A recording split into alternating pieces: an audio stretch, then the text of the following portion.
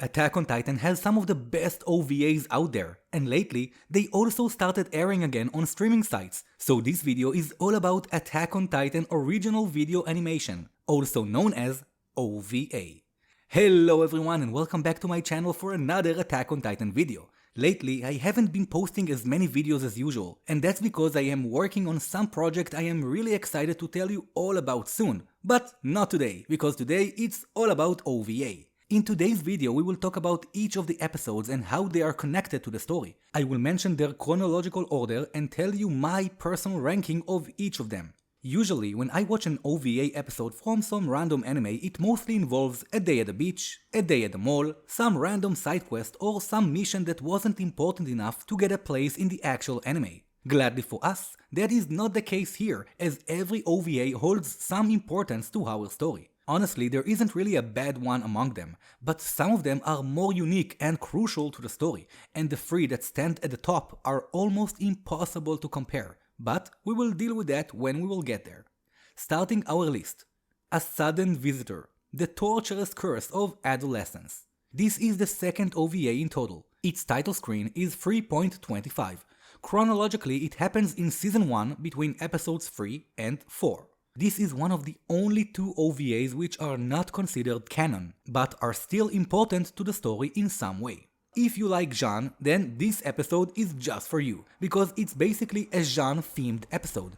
Even the opening song was changed a bit, removing Eren completely and replacing him with Jean. It's a very fun and wholesome episode, dealing with Jean's personal life and relationship with his mother, and later also features a wacky cooking contest between him and Sasha. We even get an extremely funny Pixie scene when he had to decide about the winner of that contest. Although it is not considered canon, it is pretty important to Jean's character development, and it shows his way from a careless brat who had an easy life to becoming the Jean we know and love today. It might be at the bottom of my list, but like I said, they are all extremely good, so I really recommend you watch it as well. The next one on our list is Distress. This is the third OVA. Its title screen is 3.75 and it comes right after the one we just talked about, also taking place chronologically on Season 1 between episode 3 and 4. If you're looking for fun scenes of Sasha trying to hunt lizards, then look no more. This episode got you covered. This is the second episode that is not considered canon. It has its fun moments, but it is not as humoristic as the previous one.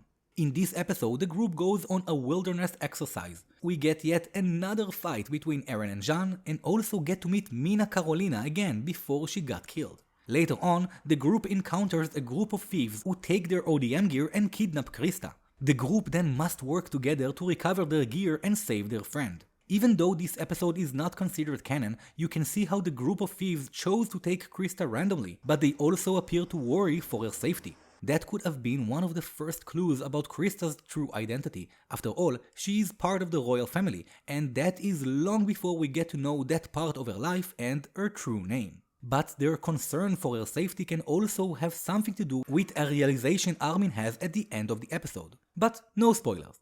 From this point, every OVA we will talk about is considered an official canon and is linked directly to the core events of our main story.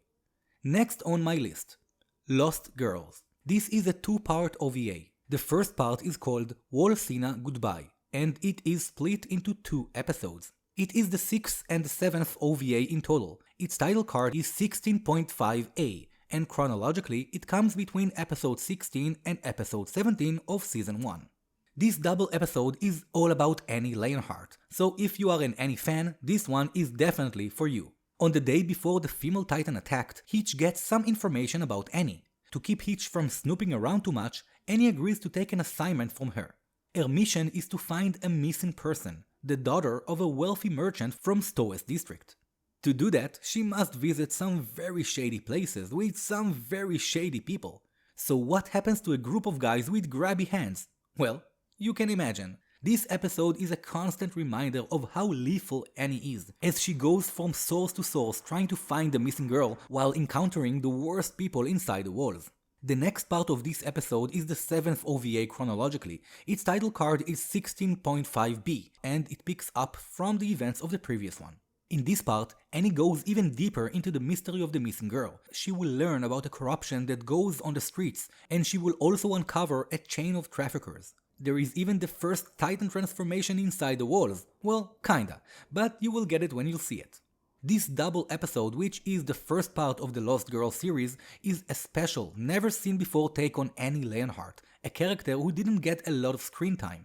You will get to see some truly amazing Annie scenes, all happening just one day before she revealed herself as the female Titan and got into her crystal. We will mention the second part of this OVA later, but for our next OVA on the list, we have what I consider the most popular OVA ever.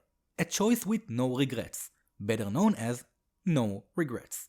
No Regrets is the story of the early life of Levi before he joined the Scouts while still living in the underground city. This is a double episode OVA. It is the fourth and fifth OVA, but chronologically it happens before the events of our story and the first episode. Therefore, the title card is episode 0.5a. It was originally released as a 2-volume manga because of the high demand for more Levi content from the fans, and later it also got an amazing OVA. In the first part we get to meet Levi, living the life of a criminal in the underground city with two of his best friends, Farlan and Isabel. Well, best friends is an understatement, because these two are probably the closest Levi ever had to a family. In the OVA we get to see how Levi and Farlan met Isabel, but in the actual manga we also learn how Levi met Farlan. Levi and his friends are using some stolen ODM devices in the city in order to steal stuff. They are so good at using them that they finally catch the attention of the military police. You will get to see one of the best Levi moments in Attack on Titan, with an amazing ODM scene as he dominates the military police soldiers. But for some reason, he can't shake off all of them, because it seems there is another group of soldiers chasing them, and they are much more experienced than the military police. And that leads us to one of the best short fights in the history of the show, as Levi realizes his chasers are the Scouts and he faces both Mike Zacharias and Erwin Smith in close fight. I am telling you, this scene is so intense with the music and everything that goes on, so if you haven't seen it yet, get ready, because it is glorious. In the second part of this OVA, titled 0.5b, Levi, Farlan and Isabel join the Scouts, but Levi has some different intentions, as he earlier took a different job from an anonymous source, promising him and his friends a life on the surface, away from the underground city. He just needs to steal some documents and kill Erwin Smith. No big deal. Confused? Well, you should be. This episode will show you the way Levi went from wanting to kill Erwin Smith into deciding to actually follow him and joining the Scouts permanently. It is an incredible extra look at the character of Levi Ackerman, from how powerful Levi truly is, showing him in his best times and also in one of his worst moments when he was powerless to do anything. No Regrets was so popular it even got a hardcover, big size, full color manga edition, which I personally own and love to death. I will link it in the description if you want to get your own. If you haven't already, go watch this amazing OVA, and if you can, also read the manga because it hits much harder. For our next OVA, we have the first OVA called Ilsa's Notebook. Chronologically, it takes place in the first season between episode 3 and episode 4, hence its title is 3.5.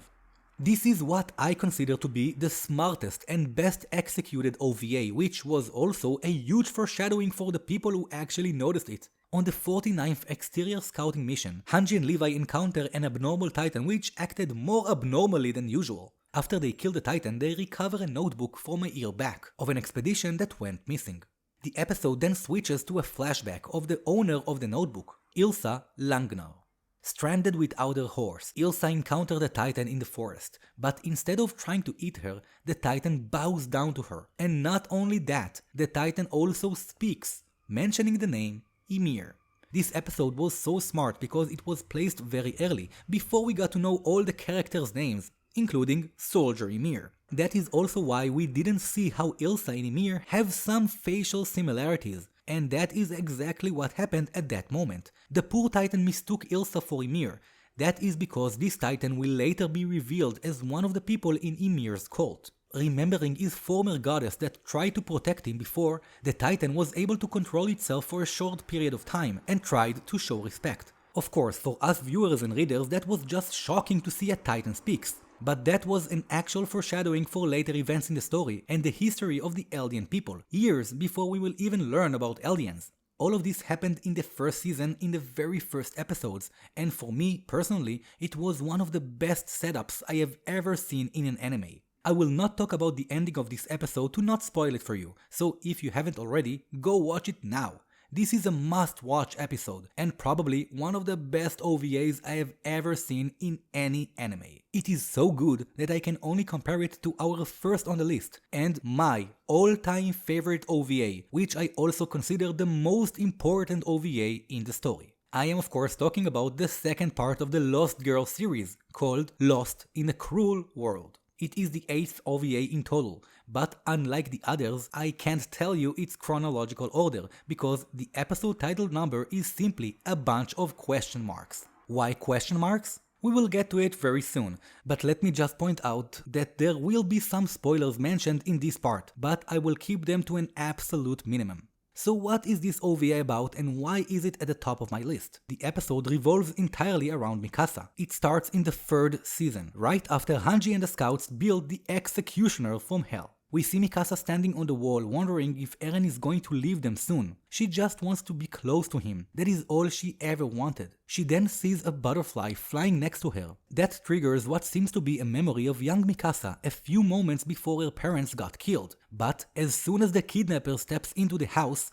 young Mikasa experiences a series of, again, what seems to be memories. We find ourselves with Mikasa and Armin on the rooftops. That was the moment Armin told her Eren has died in Season 1. Like she did in Season 1, she goes on her own and crashes when her ODM runs out of gas. But this time, she sees the same butterfly from before and hears a voice in her head. If you don't like this reality, do it all over again, from wherever you wish. In that world, everything will happen as you desire. However, the voice also warns her that no matter what she will do, she will never be able to save Eren. From there, we go back to young Mikasa, but this time, instead of the kidnappers at the door, Grisha Yaeger comes to visit the family. We see that this Mikasa is different, but it is more like the world around her is different. Because she never lost her parents, she was never saved by Eren, and therefore never activated her Ackerman powers. In addition to that, it seems that Mikasa has some power to affect this world, as we later see her driving off some dogs in the forest just by thinking about it.